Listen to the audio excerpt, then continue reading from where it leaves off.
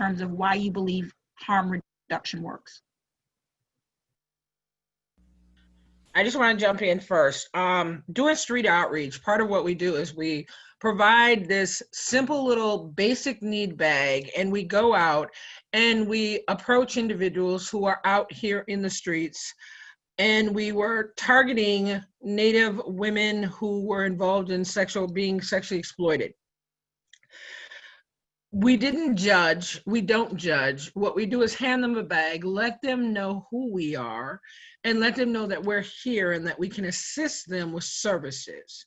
Now, we don't jump up right away and approach them and say, you need to have these kind of services. What we first do is build a bond with somebody, build a relationship. So every time they see us and they know that they don't have to do anything for this bag, they have been welcoming to us the next time around. We did it to the point that there are times where we stopped doing street outreach, but through the time that we did, we gave them information to know where we're at. We wear our shirts so that they know when they identify and see this, these are safe individuals to come up to and ask for a toothbrush or ask for lotion or ask for a piece of candy because that's what they needed at that time. Now that we're not doing outreach, like when the winter months hit, we don't do it as much. They know where we're at. And I've actually got people coming into the office because of that work that now come in and go, hi, can I get one of those outreach bags? Because I don't go to them, they're coming to me now. But through those, having everything in those bags that give them the safety to know that we care enough to give them condoms, we care enough to introduce them to the people who are passing us syringes and give them that information. All that resources are in that bag, and we haven't asked them for anything. When they come in though, then we talk to them more. The seed has been planted is what I look at. And for the harm reduction pieces, knowing that you treated somebody with respect, they remember that. That within itself brings people to us because we didn't judge them. So when I talk about harm reduction, there's so many different things out here that are approached in ways that reduce the harm for that individual, whatever the harm may be. And there's so many different things that we just approach it from the treat people with respect. Let's find out how we can make whatever they're doing safer for the moment, with the long-term goal is to get them out of it. But first we got to build that trust.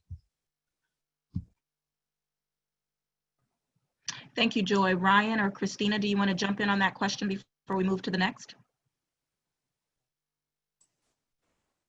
Yeah, I just want to kind of build off something that Joy is saying. You know, when we talk about the harm reduction approach and talk about, you know, what Joy and people at MIWRC are doing with street outreach, and that's one kind of harm reduction. A harm reduction approach can be used in a lot of different settings. And, you know, I also continue to think about how, you know, what other kinds of long-term supports we have for people in general in our society, in US, in Minnesota, locally in the Twin Cities, because that all matters to the harm reduction approach. Like fundamentally, if harm reduction is around a human rights and public health approach, it also means making sure that we have stability and supports for people to thrive in a lot of different ways in their life. And I think that's something that I just wanted to kind of include into the conversation, because right now I think people are struggling in a lot of different ways related to housing insecurity, related to fairly stagnant and low wages. And those things are all they are connected to harm reduction because it's about prevention as well. If you're not going all the way upstream and preventing homelessness in the first place by giving people livable wages and having enough housing stability, you have to be able to pay attention to that as well. Cool, yeah, and thank you, Joy and Christina. I agree exactly with what you guys said. When it comes to harm reduction evidence for folks who use drugs, I think there's tons of evidence. I think one just great example is Vancouver. In Vancouver, not only is syringe exchange legal and is it easier to get access to supplies, but actually they have safe use sites. So instead of someone having to find a place to wash their hands and wash their kit and have someone watch them, they have a place where people can go and use safely.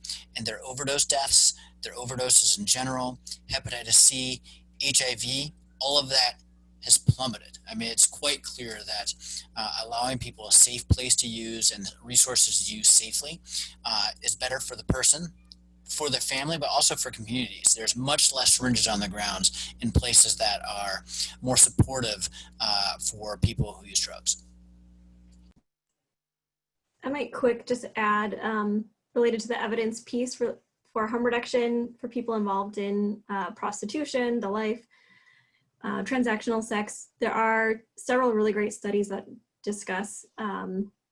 One is out of the UK, and there's another one here in the US, as well as our Safe Harbor for All report, that describe harm reduction approach being used for people involved in transactional sex related to the kinds of barriers that people face for when they are in the life, and how harm reduction is an appropriate approach for meeting them where they're at. So I'm happy to like share studies if people are interested in be sending articles, that kind of thing. I'm happy to kind of share more information if wanted. Thank you, Christina. I think that maybe what Grace and I will attempt to do is to try to consolidate kind of a repository of learning so that people who want to access more can, those who don't have to. I think that my second question, each of you in many ways have already kind of spoken to some degree. So I'm just going to tee it up a little bit differently. This question was really about how have you seen this approach, this work, these different ways to resource people in need or from a harm reduction perspective actually improve, support community health. So everyone here on this call is connected to the community in some way, residents of the community, business owners perhaps, various connections. How have you seen this work actually contribute to overall community health? And that could be you focusing on a people-centered response, meaning how it supports the person. But is there a way that you can kind of frame that up in your own words for the group tonight? And I'm going to ask that we start with Ryan, because he cheated last time by going last. Just again, right off the top of my head, one of the biggest challenges in communities when there are a lot of people who aren't sheltered and can't use drugs in their own place of living because they don't have one is syringes on the ground. And so again, if there's a paraphernalia law that says that 10 syringes or more and you can get booked, and if now the drug supply is tainted with fentanyl and people have to use several times a day just to function normally, there's a lot of syringes on the ground. And so again, making it easier for people to get supplies, making it easier to dispose of syringes, safe use sites, etc., then that takes care of that problem. Thank you. Joy, do you want to jump in and share from your perspective, how have you seen this approach, this work directly contribute to community? Yeah, we've had a lot of community members actually who didn't understand it that are now surrounding our individuals that are being what everyone's calling, use the word victim. I hate the word victim, but I'm going to use it right now.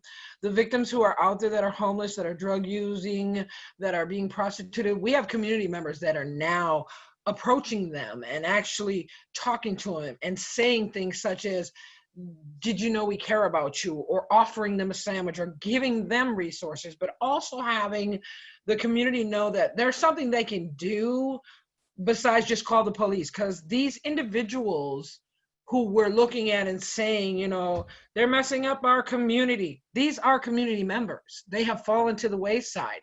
And so our community has actually raised up and really put things together. Like we have shower places for people to go, because just because you're homeless and you're in your drug addiction doesn't mean you have to be dirty.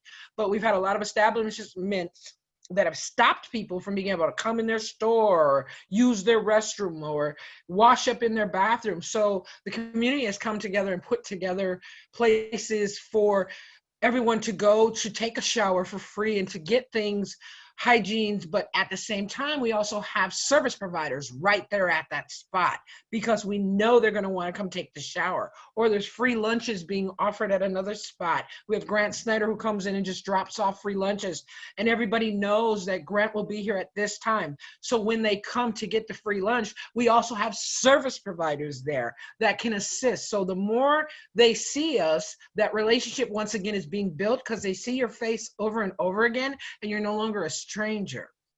So that'll make them more apt to come up and speak to you. So when we talk about planting seeds is what it's all about. Starting the seeds in the dirt is what any beautiful flower grows out of. So we do a lot of that all the time, and I've seen the community join in even more so now. Instead of saying, get them out of our neighborhood, it's now, you guys need to come in here and clean up this camp for those that are living here until we can figure out a solution. Because till we come up with solutions, it's not, people didn't get high overnight and this is how their life got destroyed. It took time. So it's going to take time also to get them out and figure out what's going to work for them in therapy, in mental health, in housing, in employment, and in reunification of families, because families have been torn apart. Children have been taken and given to strangers. So being able to reunify individuals and then have that counseling and be able to be overseeing it is very important. So when I think of harm reduction, there's a lot of ways to reduce the harm. Like, we don't try to get the kids taken out and just put into foster care. We work on getting them to Native families. So we got Native kids who see Native people instead of being raised in a way that's not Native for them, and keeping them in the community. And the community members have stepped up even more so to be that person, to take on those children who are in need. And a lot of men have now stepped up and are stepping up to assist the men that are out there, because we have a lot of men out there, a lot of young boys out there, and there's no programs for them. So MRWRC has been working with a number of individuals to try to provide that, because this is a family of individuals out there. I've got sisters, mothers, aunties, nieces, and they're all together. So, and then their sons are with them. So we as an agency have really just looked at it and have always been about working with women and their families, which include the men. And so I find that really unique about our agency on how we do that. And I've seen families actually, one gets out and then the rest of them get out. So it does work if we have everything in place, but it is about patience. It's about understanding, and it's about unconditional. And unconditional means unconditional. Thank you. Christina, did you have anything to kind of add to that question in terms of how have you seen, what do you believe, how this approach benefits community? Sure, and I'll leave it pretty brief here so we can go to do the small groups. I would just say that harm reduction really starts by recognizing human autonomy, respect, and dignity for all people. It starts by being non-judgmental, and it's part of a larger empowerment practice where it decenters the solutions away from the helping individuals and away from interveners, and centers the solutions towards the people with lived experience. I think the other thing that I wanted to mention is that, the different kinds of harm reduction strategies that have been discussed in this presentation, harm reduction really can, I want to emphasize, look different in different settings. Harm reduction also does not mean not having boundaries. We all have personal boundaries, right? We can have organizational boundaries. Sometimes people think that harm reduction equates to not having boundaries or enabling, but really I would say that's not true. You can still have organizational boundaries for different social services. Those kinds of things still exist, and just like they're helpful in personal lives, it can be helpful for organizations as well. So I just wanted to kind of try to clear up, I think, some of that misconception. And then, as it relates to community safety, I really think that harm reduction, really when we are thinking about kind of our connection to each other, really it's about seeing everyone as valuable and seeing everyone as worthwhile. And when we all feel that respect, when we all feel that worth and that value, then we all are safer. Thank you, Christina.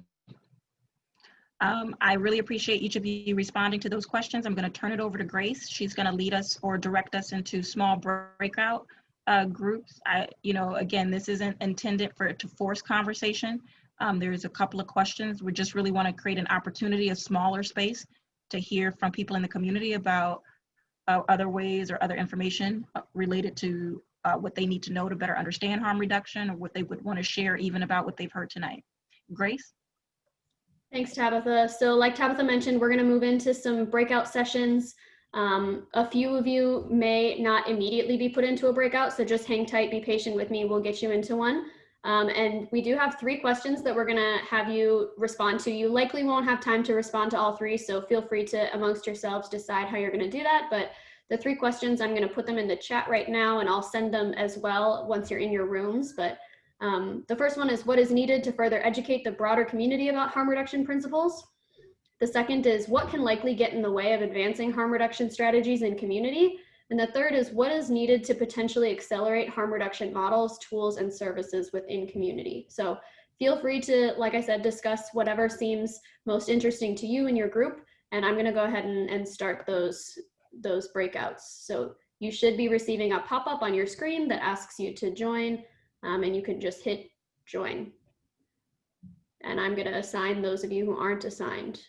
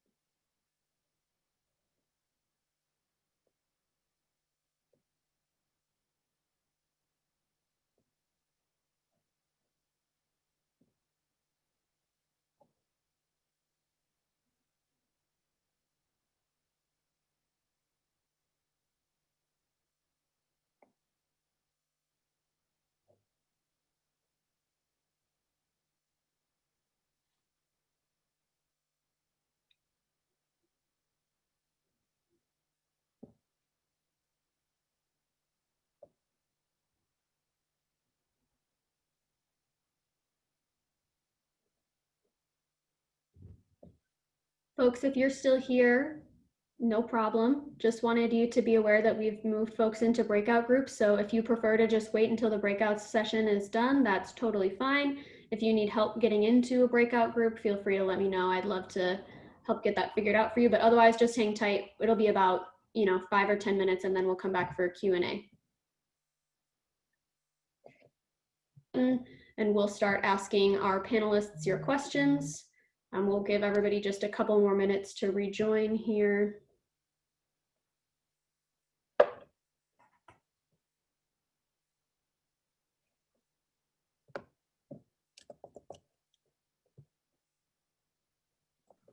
As we're waiting for that, Grace, I just want to jump in and thank everybody. I know we didn't have nearly enough time in our breakout sessions. Truly, we were just getting going. I think Teresa was in the middle of something pretty profound in group 5, because we were slaying it with all the wisdom. So thank you to everybody. But I know that happened in everybody's breakout. So I just wanted to say that we are very much aware that this conversation needs to continue, and PPNA will look for ways to help facilitate that. So thank you for your patience with us.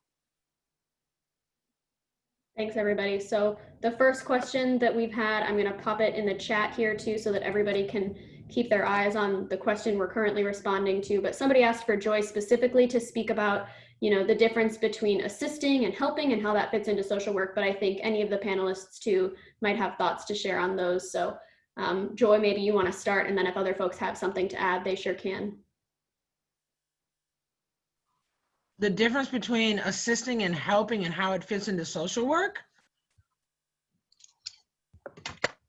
I have so many different opinions on this. There's a lot of times that we were just discussing this in my group where I see that individuals come in wanting to help, and we've got a lot of people that jump in and want to be like, I'm saving you. And that word rescuing and that kind of thing is what I look at when it comes to assisting someone. Is individuals who are in drug addiction, who are out here in the streets homeless, they have been surviving without us for a very long time. Okay, they've been doing their drugs for a very long time without us. And all of a sudden we're like this, oh, these poor people. When I got high, I was very creative. I feel that a lot of people don't give enough credit to the individuals who are out there, because to survive 24 hours in the streets and the elements and everything else, you've got to be crafty. And to make it to another day, you're resilient. I don't think people really understand what this population goes through. This is not just, oh, let's go sit down and get high somewhere and everything's fine. No, you've got everybody. You're out there with the rapists, the robbers, the murderers. You're out there with everybody, and you have no one securing you. So when I talk about assisting, it's more of, they're very capable of doing a lot of things. My assisting is like, okay, yeah, I can assist you. You're thirsty. I'm going to give you a bottle of water. Okay, helping you drink that water. Well, no, you're very capable of drinking that water. I just need to put the water there or tell you where the water fountain's at so that you can get it and get it the way you want.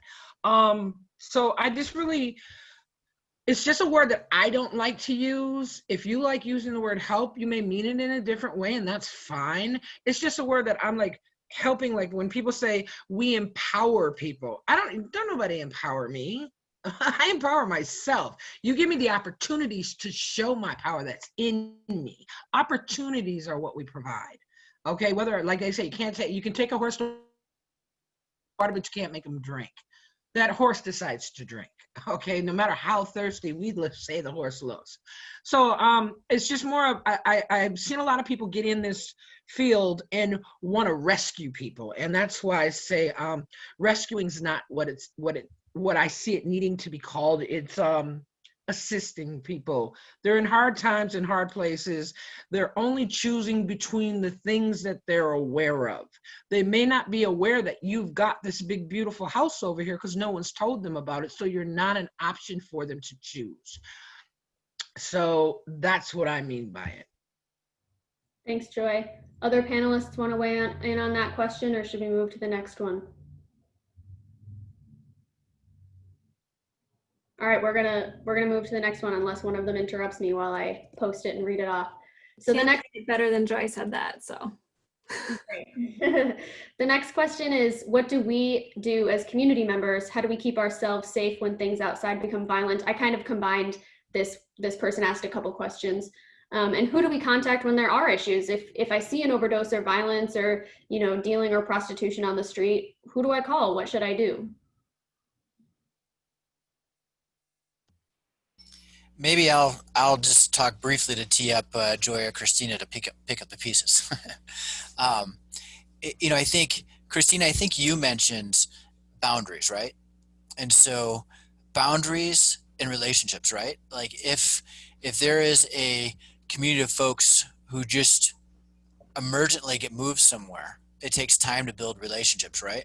But once those relationships are built, if they're able to be maintained and there's trust, you know, I think that goes a long way to leading to safety as well. And then overdose, I think everyone should carry Narcan no matter where you live these days. If anyone needs access to Narcan, let me know, but you can just buy it over the counter at pharmacies as well.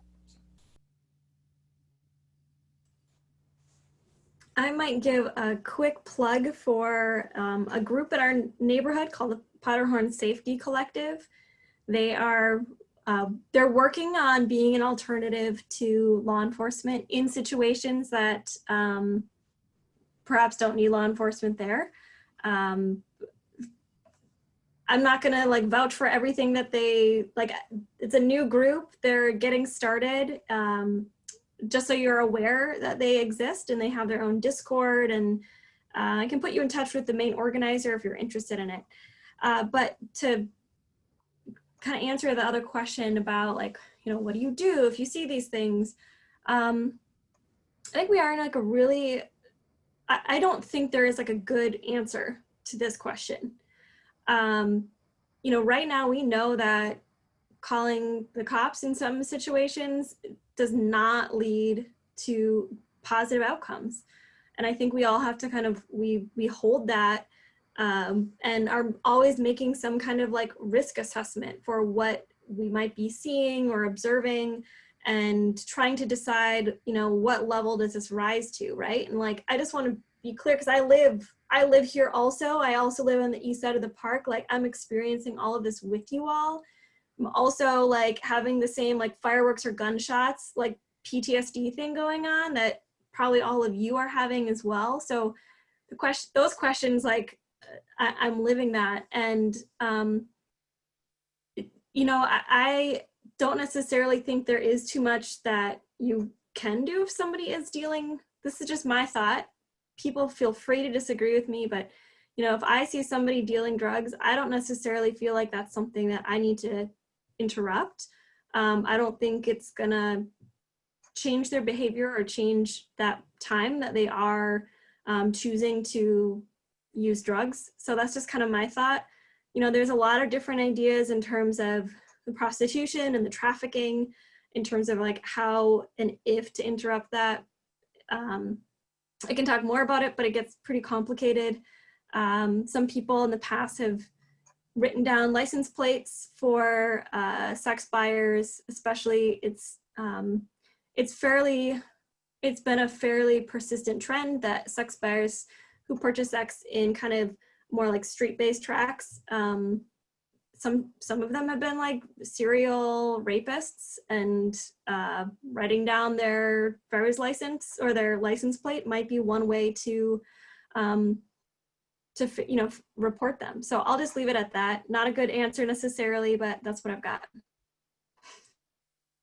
I just want to jump in and say, as an street outreach team person, if you happen to have like prostitution going on in your areas, calling us and letting us know where you see it happening helps us where to go target it if it's in our areas that we can go, because you may see something that we're not aware of. We go on the main corridors on Lake Street and Franklin and all the high trafficked areas, but if there's things happening on your block, don't hesitate to call me. Especially, you can call me at MIWRC. You can leave me a message. We have a drop-in center that's a Wowokie center that actually, not a drop-in, but a service center that actually can assist, and you can send us victims or whatever. And if you're out and about in the middle of violence, I mean, every day nowadays, you can walk outside this door and violence can happen. Just, you know, people are just exploding. So for no reason. So it's not just the drug addicted individuals. Violence is coming just out of regular households. So one, don't stereotype it. Two, be mindful of your surroundings. I hate saying that. I suggest that you educate yourself on what's happening around in your neighborhood, so you are aware if this black car comes by every day at 6 o'clock. I know there's some tip lines out here now that law enforcement or like FBI and them have put together, or what is her name, Bobby Joe and them, where you can get information. The more information law enforcement can get to build a case, like what color cars they are, how many guys, what they were wearing. If you can do that without being real obvious that you're collecting this information, because don't ever endanger yourself. Because if you see it, somebody else sees it. So eventually it's going to be seen by many people. But knowing, and if you've got little videos that can help police identify it, you don't got to tell anybody else. Just let them know you caught some action, you think it's suspicious, and it's on your video camera or your door ringer. And turn it in and let them see it, because it might be somebody they already have on radar, but they haven't been able to connect the dots, and you might be the connecting dot factor. So those are things you can do to make yourself feel okay with, as if you're doing something in your community, and reporting and letting us know if you see victims out there that are being pimped out, or if you happen to see the dope dealers always going to the girl, or she's running to that car all the time. Let us know about it. We work with law enforcement, so there are people that we trust that we can contact, that they may have this person on radar already, like I said, and if the more information we can get them, the more it helps them be able to pull that person off the street, to take that violence out of your area. But make us aware of it first and foremost, because if we're not aware of it, we can't do anything about it. I just want to jump in and say that we're at 7 o'clock. And I don't remember, Ryan, if you had an opportunity to respond to that question, if you had any additional thoughts that you wanted to share. Okay. I think that, oh, go ahead, Grace. I did just pop one additional question in. I don't know if our panelists feel like they have time. I want to be respectful of everyone's time, but just wanted to at least let people see that these were some of the other questions that we received. Well, I think that part of it is I think as people probably, they have children, husbands, spouses, partners, loved ones, dogs that they might need to tend to, work. We want to honor that. So what I will say is we will do our best to get their input on that final question. I will also say that PPNA is fully aware, because it's sometimes hard to answer questions directly when there's not great answers. So I appreciate Christina admitting that there wasn't a great answer to that question about what do we do in this season of trying to deal with real violence and then actually change behavior. The truth of it is, for us as an association, how we deal with violence versus how we deal with disruption or behavior that is legal is night and day. At this point, our community, our society, our country, our world, for the most part, if there is a violent act being perpetrated upon someone and you need to understand whether or not for yourself, do you believe that person is at risk? At this point, the mechanism that the community has is contacting the police. I think that Joy gave an example of sometimes if it's not immediate harm, you might take the steps of documenting so you can share that information at the appropriate point with various agencies, whether it be outreach agencies and or law enforcement. But at this point, the community has not built the muscle, the skill, or a different institution for us to respond to violent acts in our community at this time. And again, that is hard to say, especially as an African-American woman in these United States, but it is still true. Okay, it is still true. And we all have to wrestle and navigate those feelings of resentment toward contacting a source that may not be perfect or needed in this moment, but it's what we have. And so that's my attempt at the best that I can to encourage you. As community members, we have to shepherd our decisions around how we understand what's the difference between violence and what's the difference between actions that are disruptive, that seem like somebody should be making different choices, and even what you believe you think is illegal. Those are two completely different situations. And I just want to make an encouragement. If you see me being attacked, call the police on my behalf. I will thank you and appreciate you. On the other side of that thing. And that's me just being 100% honest as a community member. And not that I believe that that will be the only solution we will ever have. That's not what I'm saying. I do not believe that that's the only solution that we will ever have. I believe that's me acknowledging that that's what we currently have in place. So we owe you some follow-up. We owe you any additional references that our panelists will provide so that we continue this journey of educating ourselves on harm reduction. We will certainly follow up with the questions and the notes specifically from what you've asked the panelists, because you're certainly more interested in what they have to say as community leaders and experts than what we have to say. And then we will also give thought as an organization to how we can continue the conversation around what else do we need to know more about harm reduction as an approach, a model, tool, or resource to support people's health and community health.